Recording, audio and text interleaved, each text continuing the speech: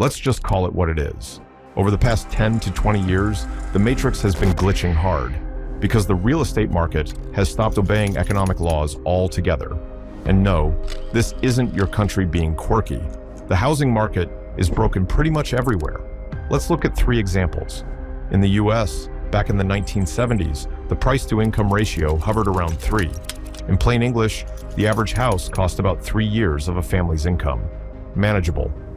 Then came the financial roller coaster, the 2008 bubble, and, surprise, now in the most expensive American cities, that number has blown past 10. Which is just a polite way of saying, good luck affording anything with walls. A popular culprit is zoning laws and the famous "not in my backyard" instinct.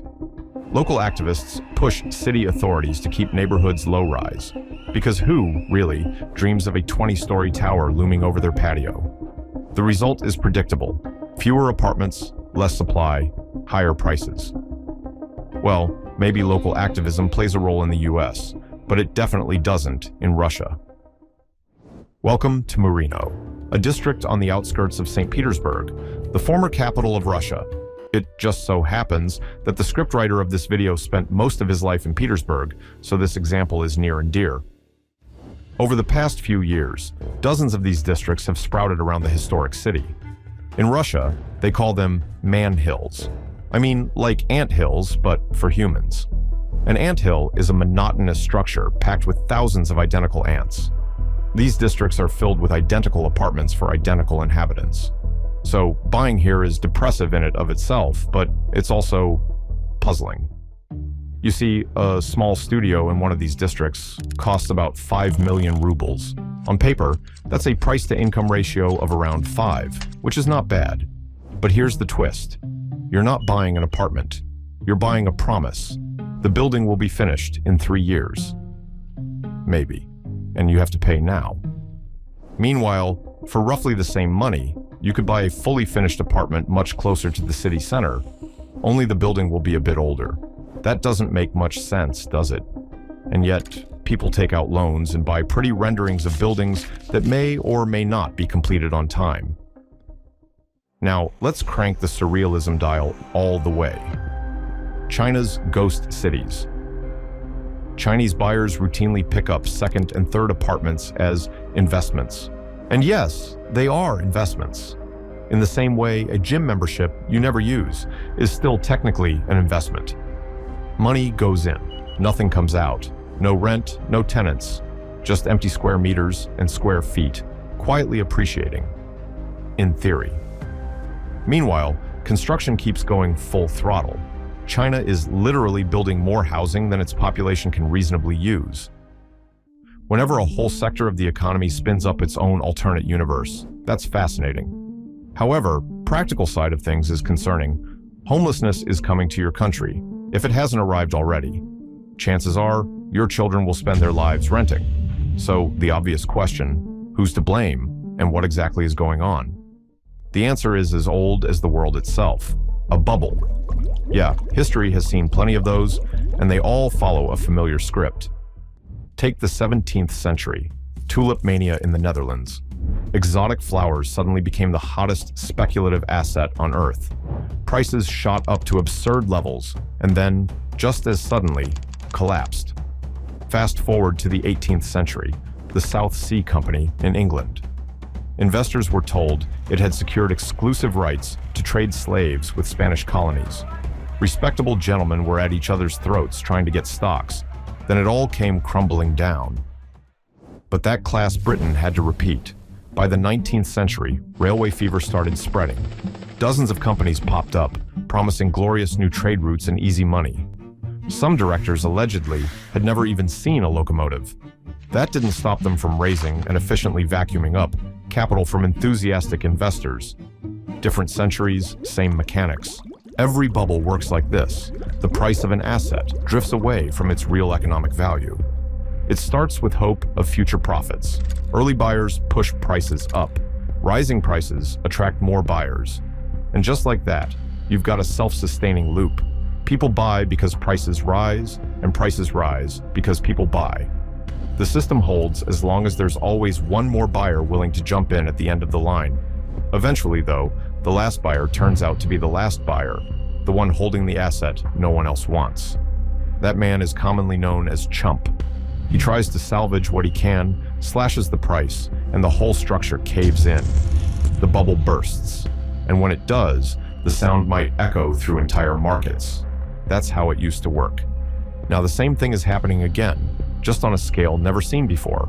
For perhaps the first time, real estate itself has become a full-blown speculative asset. That required a set of conditions, some political, some technological, that simply didn't exist before. But in the 21st century, the perfect storm arrived, and nobody knows what to do about it really. Least we can do is try to figure out what we're actually dealing with.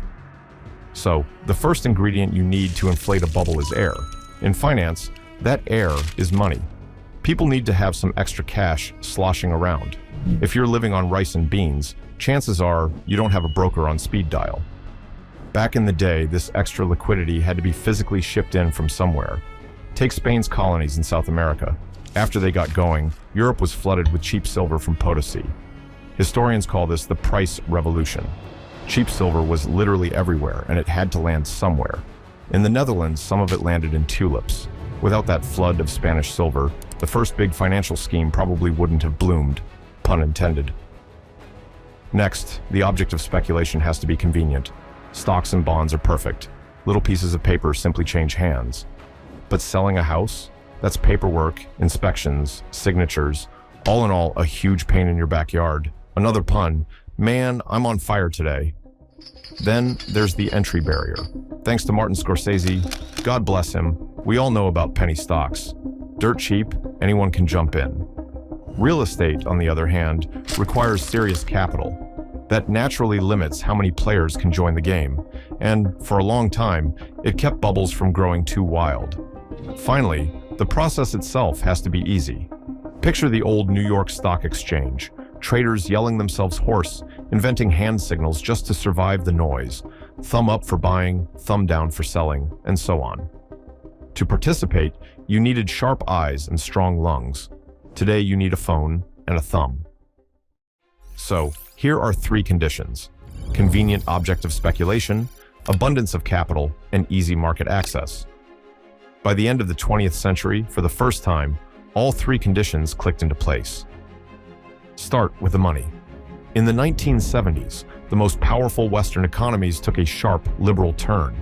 Think Margaret Thatcher in Britain, and in the US, Jimmy Carter followed by Ronald Reagan. Reaganomics, in particular, meant cutting taxes, especially for corporations and the very rich. Without drowning in numbers, here's the gist.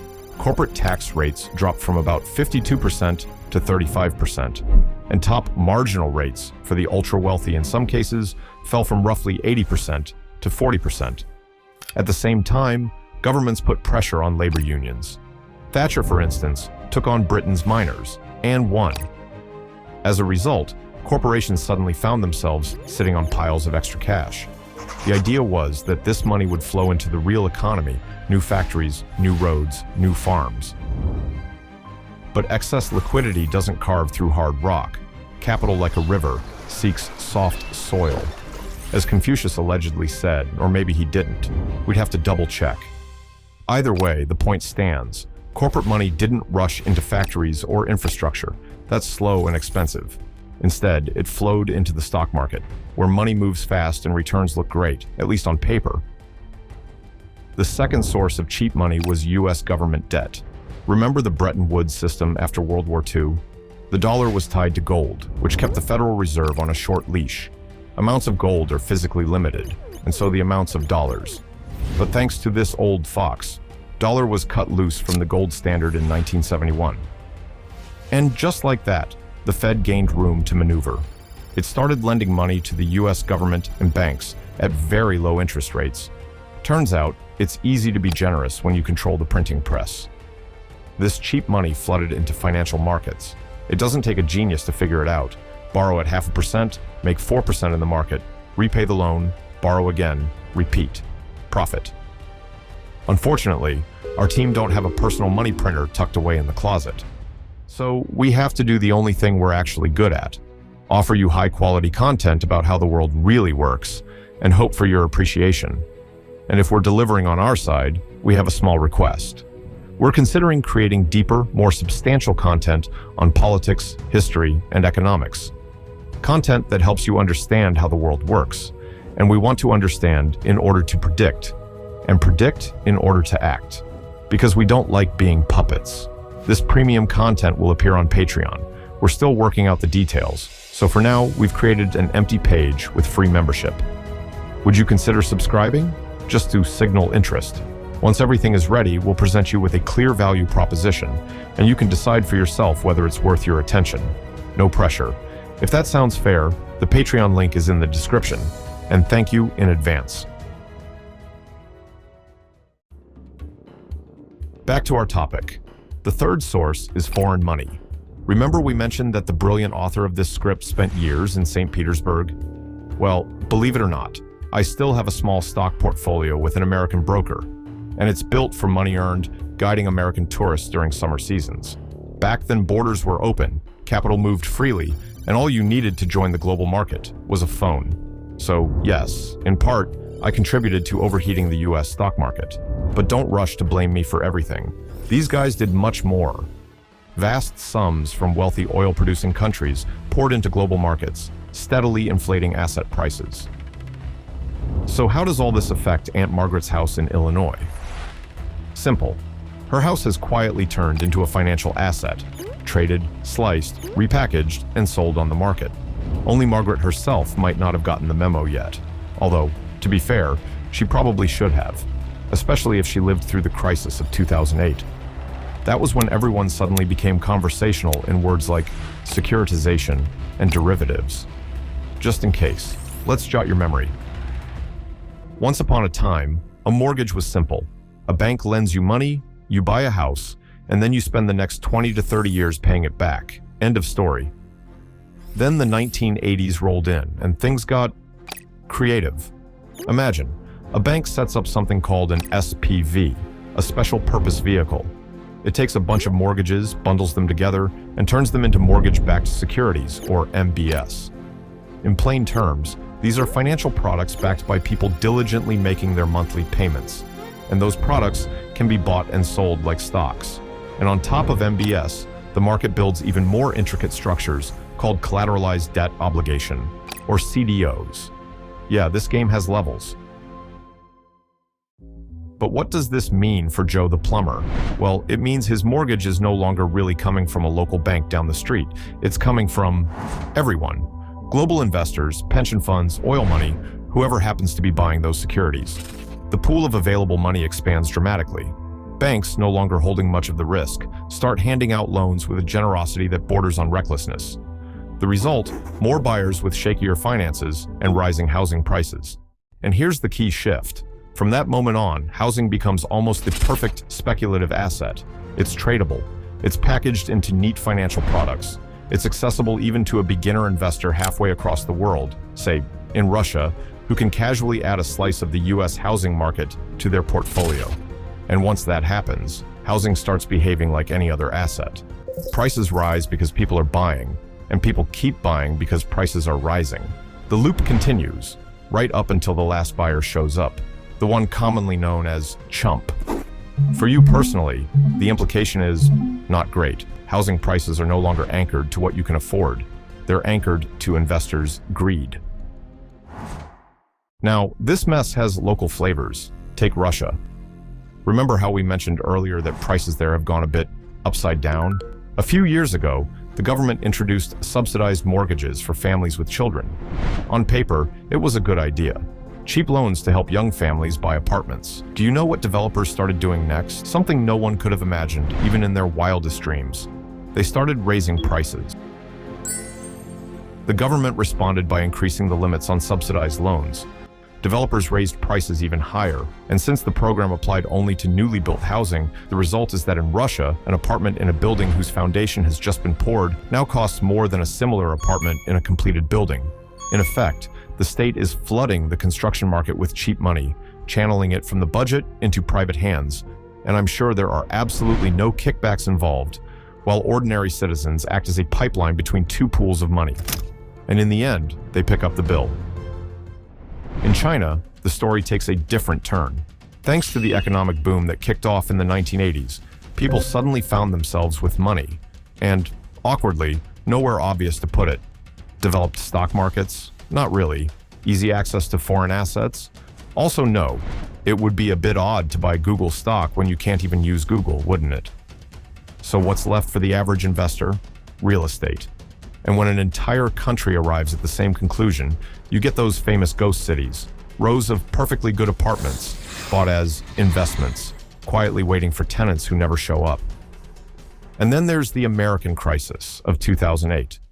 Do you know what it had in common with Godzilla movies? Both are based on idea from Japan. In the late 1990s, Japan went through its own mix of land speculation and cheap credit. The result was a spectacular crash, followed by a decade of stagnation. The US bounced back faster. After 2008, housing prices eventually recovered. But bubbles have a stubborn habit. They always burst. The only real mystery is how. Will the next one snap quickly or deflate slowly, Japanese style? The honest answer, no one knows. So here is our humble advice. Be careful with money. Try not to lean too hard on borrowed funds. And, perhaps most importantly, zoom out a little. As King Solomon supposedly put it, there is nothing new under the sun. The same goes for bubbles. The scale we are witnessing is unprecedented, but the mechanism itself has existed for a long time. Hopefully, such philosophical approach will bring you some comfort. Which leaves us with one final question. Who's to blame? The easy answer is tempting. Evil capitalists, fat cats from the Wall Street, siphoning wealth from hardworking people into already overstuffed financial pockets. But is it actually true? Does liberal economic policy inevitably lead to redistribution of wealth? That's a more complicated and more interesting conversation. Probably one for a separate video. Probably one we should make. If you agree, hit the like button as if you're swinging a worker's hammer straight at the very foundations of capitalism. And while you're at it, check out our video about another place where excess liquidity didn't end particularly well. The country is Iran, and its entire, rather tragic story is waiting for you right here